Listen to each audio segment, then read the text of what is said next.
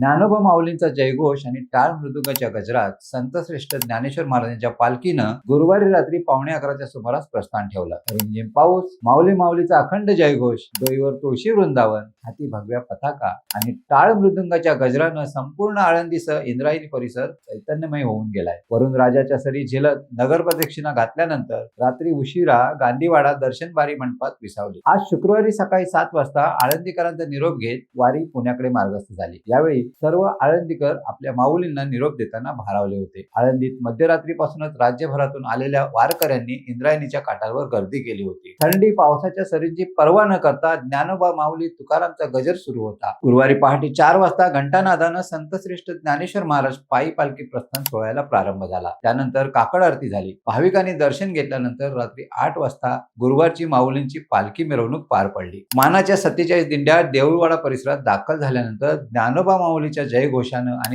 टाळ मृदुंगाच्या गजरानं अवघा मंदिर परिसर दुमदुमून गेला। पांढरी शुभ्र बंडी धोतर आणि डोक्यावर पांढरी टोपी, हातात टाळ पताका घेऊन वारकरी ज्ञानोबा तुकारामचा जयघोष करत होते। डोक्यावर तुळशी वृंदावन घेतलेल्या महिला फुगड्या व टिपेला पोहोचलेल्या टाळ मृदुंगाच्या गजरात देहभान हरपून नाचणारे टाळकरी यामुळे हा सोहळा अधिकच रंगला। रात्री 11:15च्या सुमारास माऊलींच्या पालखीनं विना मंडपातून प्रस्थान ठेवलं। यावेळी अवघा देऊळवाडा माऊली माऊलीच्या जयघोषानं दुमदुमून गेला। मंदिर प्रदक्षिणा घालून पालखी नगर प्रदक्षिणेसाठी बाहेर पडली। नगर प्रदक्षिणा घालून नरसिंह सरस्वती स्वामी महाराज मठ मूळपीठ येथे आरती होऊन रात्री उशिरा माऊलींची पालखी गांधीवाडा दर्शनबारी मंडपात विसावली। नवीन दर्शनबारी मंडपातील पहिल्या मुक्कामानंतर माऊलींची पालखी शुक्रवारी सकाळी 7 वाजता पुण्याकडे मार्गस्थ झाली। सकाळी नित्य धार्मिक विधी झाल्यानंतर शितोळे सरकारकडून नैवेद्य दाखवला। यावेळी रस्त्याच्या दुतर्फा भाविकांनी पालखी दर्शनासाठी प्रचंड गर्दी केली होती। यावेळी वारकऱ्यांसाठी पंचक्रोशीतील गावकऱ्यांनी चहा, नाश्ता व फळे मोफत उपलब्ध करून देत सेवा केली। सकाळी 10च्या सुमारास पालखी विसाव्यासाठी थोरल्या पादुका मंदिर, भोसरी फाटा, साई मंदिर येथे विसावले। तिथल्या समाज आरतीनंतर पालखी फुले नगरकडे रवाना झाली। तिथल्या विसाव्यानंतर पालखी पुण्याच्या दिशेने निघाली। तुम्हाला ही माहिती कशी वाटली